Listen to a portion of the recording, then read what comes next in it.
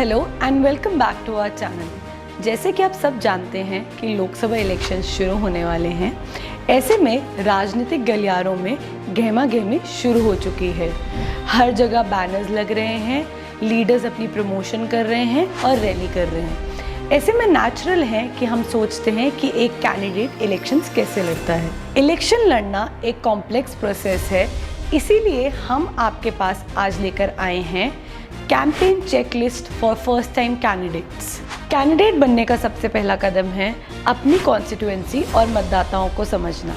इसका मतलब है कि हमें अपनी कॉन्स्टिट्यूएंसी की ज्योग्राफी को समझना चाहिए, वहाँ के कास्ट डायनामिक्स को समझना चाहिए और वहाँ के डिमांड्स और इश्यूज़ को समझना चाहिए। वहाँ के सिटिंग एमपी या एमएलए के स्ट्रॉन्ग और वीक एरियाज़ को समझना। इसके बाद कैंडिडेट ये डिसाइड करता है कि वो किस मुद्दे पे इलेक्शन लड़ना चाहता है, डेवलपमेंट पे, कास्ट पे, क्लास पे। एक कैंडिडेट को अपने मुद्दे और विजन को लोगों तक पहुंचाने के लिए वॉलंटियर्स और पार्टी कार्यकर्ता की ज़रूरत पड़ती है। ये पार्टी कार्यकर्ता और वॉलंटियर्स कैंडिडेट की मैसेजिंग को जनता तक पहुंचाती है।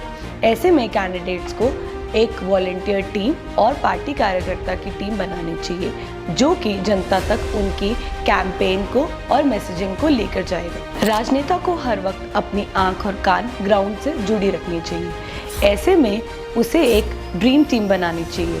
ये ड्रीम टीम सिर्फ एफिशिएंट ही नहीं बल्कि लॉयल भी होनी चाहिए, जो कि कैंडिडेट की हर स्टेज पे मदद करेगी। ये ड्रीम टीम के पार्ट होने चाहिए chief of staff, logistic manager, finance manager, social media manager and election manager. किसी भी कैंडिडेट को इलेक्शन जीतने के लिए अपने क्षेत्र के प्रभावशाली व्यक्तियों से मिलना और वहाँ की समस्याओं को समझना बहुत ज़रूरी है।